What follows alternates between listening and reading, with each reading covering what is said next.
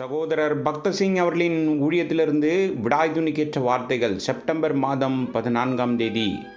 ஒரு மனுஷன் தன் வீட்டை விட்டு புறதேசத்துக்கு பிரயாணம் போக எத்தனிக்கும் போது தன் ஊழியக்காரருக்கு அதிகாரம் கொடுத்து அவனவனுக்கு தன் வேலைகளையும் நியமித்து. மார்க்கு சுவிசேஷம் 13வது அதிகாரம் 34வது வசனம். 2 பெரிய நோக்கங்களுக்காக மோசேயை தனது கூட்டாளியாகவும் உடன் ஊழியராகவும் இருக்க வேண்டும் என்று தேவன் விரும்பினார். அவர் தம்முடைய ஜனங்களை எகிப்தின் அடிமைத்தனத்திலிருந்து விடுவித்து பாலும் தேனும் ஓடும் தேசத்திற்கு அவர்களை கொண்டு வர விரும்பினார். தம்முடைய ஜனங்கள் பெரும் துன்பத்திலும் அடிமைத்தனத்திலும் கொடூரமான வேலை மற்றும் அதிகாரிகளின் கீழ் இருப்பதை தேவன் கண்டார். அவர்கள் நாள் முழுவதும் கடுமையாக உழைத்தும் அவர்களுக்கு சம்பளம் கிடைக்கவில்லை. கர்த்தர் தம்முடைய ஜனங்களின் இன்னல்களை கண்டு அவர்களுடைய அழுகையை கேட்டு அவர்களை அடிமைத்தனத்திலிருந்து விடுவிக்க விரும்பினார். இந்த மாபெரும் விடுதலை அவர் மூலமாக நிறைவேற்றப்படுவதற்கு மோசே தனது உடன் பணியாளராக இருக்க வேண்டும் என்று தேவன் விரும்பினார். இரண்டாவதாக, மோசேயின் மூலமாக தேவன் தனது ஜனங்களை கானானுக்குள் கொண்டு வர வேண்டும் என்று தேவன் விரும்பினார். அவர்களை எகிப்தியரின் கைக்கு விடுதலையாக்கவும் அவர்களை அந்த தேசத்திலிருந்து நீக்கி கானானியரும் ஏத்தியரும் எமோரியரும் பெர்சியரும் ஏவியரும் எபூசியரும் இருக்கிற இடமாகிய பாலும் தேனும் ஓடுகிற நலமும் விசாலமான தேசத்தில் கொண்டு போய் சேர்க்கவும் இறங்கினேன் என்றார். யாத்ராமத்தின் புஸ்தகம் 3வது அதிகாரம் 8வது வசனம். தேவன் மோசேயைப் போல ஒரு பெரிய ஊழியத்திற்கு நம்மை அழைக்காவிட்டாலும் அவர் நம் அனைவரையும் ஏதோ ஒரு பணிக்காக அழைத்திருக்கிறார். அவர் நமக்கு எந்த ஊழியத்தை கொடுத்தாலும் அது அவருடைய பார்வையில் விலையேறப்பெற்றதாக இருக்கிறது.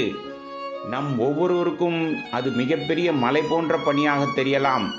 செருபாபேலும் இவ்வாறே உணர்ந்தான். நீங்களும் ஆவிக்குரிய ரீதியில் வளர விரும்பினால் நீங்கள் தேவனுடைய அழைப்பின் சத்தத்தை கேட்கவும் அவருக்கு கீழ்ப்படியவும் ஆயத்தமாக இருக்க வேண்டும். நீங்கள் ஜெபிக்க வேண்டும். ஓ ஆண்டவரே, நான் உமக்கு எந்த வழியில் ஊழியம் செய்ய முடியும் என்பதை எனக்கு காட்டும். நான் உமக்கு கீழ்ப்படிந்து உபயோகமாக இருக்க உதவும்.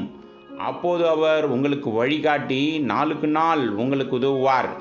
இப்படியாக அடிமைத்தனத்தில் இருப்பவர்களின் விடுதலைக்காகவும் அவர்களை அவர்களின் சுதந்திரத்திற்கு அழைத்து செல்வதற்காகவும் அவருடைய மகிமைக்காக அவர் உங்களை பயன்படுத்த விரும்புகிறார் என்ற தேவனுடைய அழைப்பை நீங்கள் அறிந்திருக்க வேண்டும். அடிமைத்தனத்தில் இருப்பவர்கள் நம் மூலமாக விடுவிக்கப்பட வேண்டும். விடுவிக்கப்பட்ட பிறகு அவர்கள் தங்கள் ரட்சிப்பை அனுபவித்து அவர்களின் சுதந்திரத்தை உணர வேண்டும். 75% அதிகமான விசுவாசிகள் தங்கள் ரட்சிப்பை அனுபவிக்கவில்லை என்பதை நாம் பார்க்கின்றோம். கூட்டங்களுக்கு வந்துவிட்டு செல்லும் அவர்கள் சாதாரண வாழ்க்கை வாழ்கிறார்கள். ரட்சிப்பின் ஆழமான சத்தியங்களை பற்றிய எந்த புரிதலும் அவர்களுக்கு இல்லை. தேவனுடைய நோக்கங்களை நாம் புரிந்து அன்பினாலும் ஐக்கியத்தினாலும் இத்தகைய விசுவாசிகளுக்கு நாம் உதவ வேண்டும். தேவன் மோசேயை தம்முடைய ஜனங்களின் மாபெரும் மீட்புக்காக அழைத்தபோது அவன், ஆண்டவரே, நான் யார்? நான் ஒன்றுமில்லை. என் பலவீனங்களையும் என் தோல்விகளையும் என் குறைபாடுகளையும் என் வரம்புகளையும் நான் அறிவேன். என்னால் எப்படி முடியும்? இப்படிப்பட்ட மனிதனாகிய நான் உனக்கு எப்படி பயன்படுவேன் என்றான். நாம் நம்முடைய ஒன்றுமில்லாத தன்மையை அறிந்து நம்மை ரட்சிப்பதில் தேவனுடைய நோக்கங்களை புரிந்து கொள்வதன் மூலம் நாம் தேவனுக்கு மிகவும் பயனுள்ளவர்களாக மாறுகிறோம். யாத்ராமத்தின் புஸ்தகம் 3வது அதிகாரம் 6வது மற்றும் 14வது வசனம். தேவன் தனது 4 பெயர்களை மோசேக்கு தனது பெரிய பணிக்காக அறிவித்தார். நான் உன் பிதாக்களின் தேவன், ஆபிரகாமின் தேவன், ஈசாக்கின் தேவன், யாக்கோபின் தேவன், நான் இருக்கிறவராக இருக்கிறேன் என்று சொன்னார். இஸ்ரவேல் புத்திரருக்கு நீ சொல், நான் உன்னை அனுப்பினேன். தேவன் தம்மை ஆபிரகாமின் தேவன், ஈசாக்கின் தேவன், யாக்கோபின் தேவன், இருக்கிறவராக இருக்கிறேன் என்று சொன்னார். இந்த 4 பெரிய பெயர்கள் மூலம் தேவன் மோசேயை மிகவும் பயனுள்ள ஊழியத்திற்கு ஆயத்தப்படுத்தினார்.